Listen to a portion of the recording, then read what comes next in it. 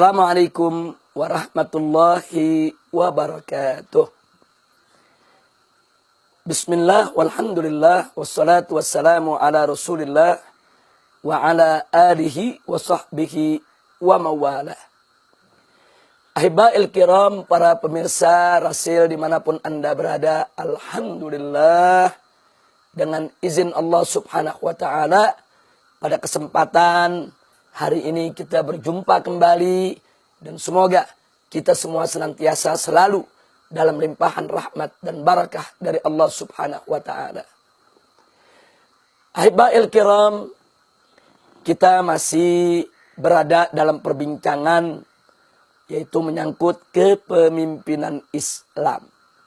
Nah, kali ini kita ingin menyoroti tentang adanya upaya-upaya propaganda yang memutarbalikan ayat dan hadis. Nah, ini perilaku memutarbalikan ayat dan hadis, menghalalkan yang haram, mengharamkan yang halal. Ini biasa dilakukan oleh kaum zindik. Siapa itu kaum zindik? Kaum zindik adalah kelompok yang mengaku sebagai Islam, yang pura-pura menunjukkan keislamannya, akan tetapi di dalam fakta kenyataan hidupnya dia suka dan sering memutarbalikan hukum, memutarbalikan fakta, memutarbalikan ayat dan hadis, menghalalkan yang haram, mengharamkan yang halal, sehingga akhirnya dia melakukan perbuatan yang bisa menyesatkan orang lain yang ada di sekitarnya. Nah, sebagai contoh, manakala para ulama, para dai yaitu bercerita tentang kewajiban kepemimpinan Islam di tengah umat Islam, kemudian memaparkan ayat-ayat suci Al-Quran dan hadis Nabi, umpamanya seperti firman Allah dalam surat An-Nisa ayat 144, atau seperti firman Allah dalam surat Al-Ma'idah ayat 51, atau juga firman Allah dalam surat At-Taubah ayat 23, di mana di sana Allah melarang umat Islam mengangkat orang kafir sebagai pemimpin. Nah, tiba-tiba ada kelompok yang mengatakan begini. Ayat-ayat itu memang, itu larangan orang Islam untuk mengangkat orang kafir sebagai pemimpin. Akan tetapi, ayat itu berlaku pada sistem masyarakat tatkala Al-Quran itu diturunkan. Sedangkan sekarang sistem masyarakatnya sudah berbeda. Sekarang ada pemilihan langsung, sekarang ada sistem demokrasi, sekarang ada sistem polling, jajak pendapat. Nah, jadi kata mereka, ayat-ayat tadi karena diturunkan sebelum ada sistem modern, maka tidak boleh digunakan dalam sistem modern. Jadi ada mengatakan itu kan surat Al-Ma'idah ayat 51 diturunkan sebelum ada pemilihan langsung. Dan seterusnya, dan seterusnya. Nah, ungkapan-ungkapan semacam ini merupakan ungkapan yang sangat-sangat berbahaya dan menyesatkan umat. Oleh karenanya umat Islam harus waspada. Harus hati-hati. Nah, jangan sembarangan begitu membaca satu pernyataan, ikut-ikutan untuk membenarkan pernyataan tersebut. Nah, mari sekarang kita koreksi. Pola fikir kaum zindik yang mengatakan ayat-ayat Al-Quran yang melarang mengangkat orang kafir sebagai pemimpin bagi umat Islam, itu adalah ayat yang sudah kadaluarsa, ayat yang sudah tidak relevan untuk zaman ini. Karena ayat tadi diturunkan sebelum ada pemilihan langsung, sehingga tidak boleh diperlakukan pada sistem pemilihan langsung.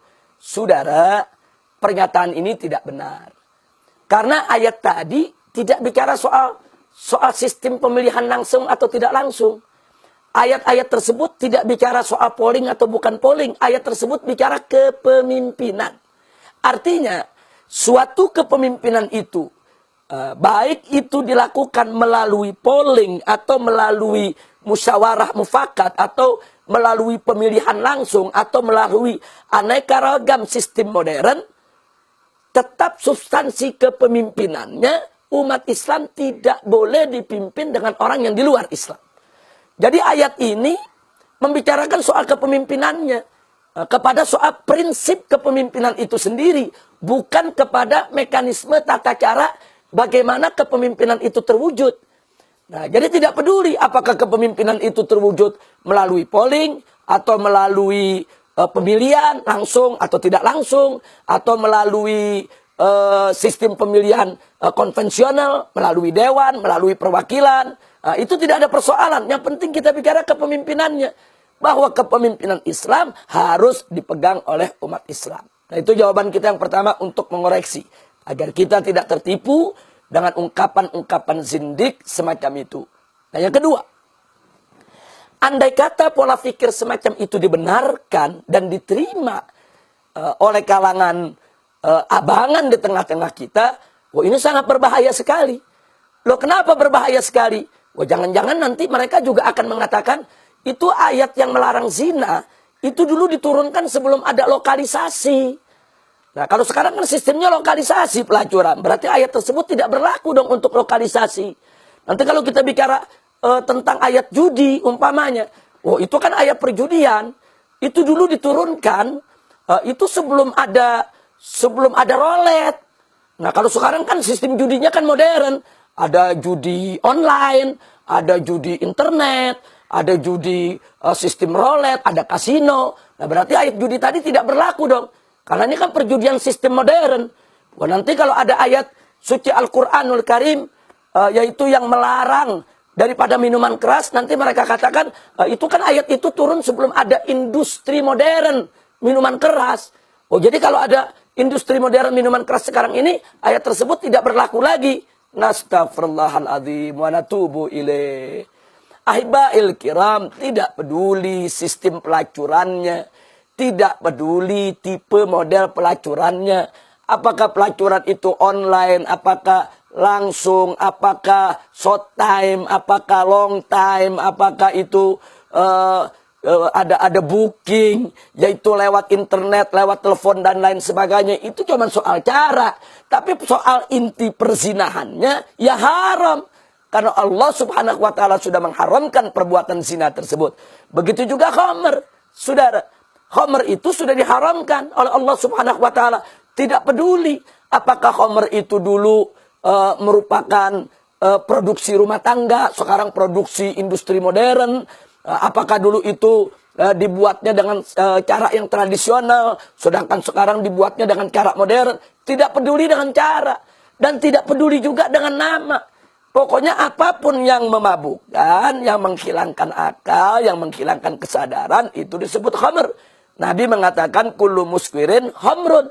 Dan kalau sudah disebut khamr, kata Nabi, wa kullu khamrin haramun. Dan setiap khamr itu hukumnya adalah haram. Apapun namanya. Dan apapun bentuknya. Apakah khamr yang menghilangkan akal itu bentuknya cair, bentuknya bubuk, bentuknya tablet, atau bentuknya gas, atau bentuknya uap, tidak peduli. Selama dia menghilangkan akal, menghilangkan kesadaran, dia adalah khamr, diharamkan dalam Islam. Dan tidak peduli dengan nama. Apakah namanya bir, apakah namanya vodka, whisky, apakah namanya narkoba, drugs, rohypnol, magadon, apa saja itu dia punya nama. Atau kalau istilah anak-anak muda kita sekarang ada disebut pel BK, pel anjing, dan lain sebagainya. Pokoknya kalau sudah menghilangkan akal, menghilangkan kesadaran, dia khamr. Dan dia diharamkan. Nah jadi jangan berkilah lah. Ingin menolak ayat-ayat Al-Quran dengan mengatakan, oh ini kan ayat kepemimpinan dulu turunnya sebelum ada sistem pemilihan langsung. Jadi ini sudah tidak relevan. Oh ini ayat minuman keras dulu turunnya sebelum ada industri minuman keras. Jadi sudah tidak relevan. Oh ini ayat judi dulu diturunkan. Itu kan di zaman yang belum ada kasino, belum ada rolet. Jadi sudah tidak relevan. Nah ini pola pikir kaum zindik yang sangat-sangat berbahaya. Nah karena itu kita ingatkan kepada segenap umat Islam. Jangan tertipu dengan pemikiran-pemikiran kaum zindik sedemikian rupa. Karena itu di sini ingin saya memberikan nasihat. Yuk mari. Kalau kita mempelajari tafsir, ambillah tafsir yang muktamad, tafsir yang muktabar, tafsir yang ditinggalkan oleh para ulama-ulama salaf kita. Atau seperti tafsir yang banyak beredar di masyarakat, tafsir Jalalain umpamanya. Itu kan tafsir yang muktabar, diakui oleh para ulama. Pelajari. Nah jangan anak-anak muda kita memakai tafsir jalan lain. Nah ini yang akhirnya pemikirannya menjadi semerawut. Dan kalau ingin belajar, cari guru yang jelas ilmunya, jelas akhlaknya, belajar kepada syekh, belajar kepada mursyid, belajar kepada muallim, belajar kepada ustadz yang ilmunya jelas, akhlaknya jelas. Jangan belajarnya kepada syekh Google atau belajarnya kepada syekh YouTube. Ini kalau belajarnya kepada syekh Google, akhirnya ngawur pemahamannya kepada persoalan Islam. Saya tidak mengharamkan kita untuk membuka Google atau untuk menggunakan Google. Jadikan Google itu hanya sebagai alat bantu untuk mengumpulkan informasi. Ini kan era keterbukaan informasi, tapi jangan Google dijadikan sebagai guru. Jadi ingin bicara halal haram, referensinya Google. Ingin bicara halal haram, referensinya YouTube. Ingin bicara halal haram, referensinya aneka ragam internet yang tidak jelas. Jadi kalau ingin bicara halal haram, referensinya mesti jelas. Al-Quran dan As-Sunnah yang disampaikan oleh para guru-guru kita yang ikhlas dan istiqamah. Nah, sekali lagi, hati-hati dengan Syekh Google, hati-hati dengan Syekh YouTube. Cukup itu dijadikan alat bantu untuk mengumpulkan informasi, tapi dalam menuntut ilmu, cari guru. Guru yang beriman, guru yang bertakwa, guru yang berilmu, guru yang berakhlak, guru yang ilmu dan amalnya seiring sejalan, yang akidahnya lurus, syariatnya tegak, akhlaknya mulia. Semoga kita semua diberkahi oleh Allah Subhanahu wa taala. Akhirnya sekali lagi saya himbau, jangan tertipu dengan propaganda kaum zindik yang ingin memutarbalikkan ayat dan hadis. Terima kasih atas perhatiannya. Semoga kita bertemu lagi pada kesempatan yang lain. Hadaniyallahu wa iyyakum ila siratal mustaqim. Wassalamualaikum warahmatullahi wabarakatuh.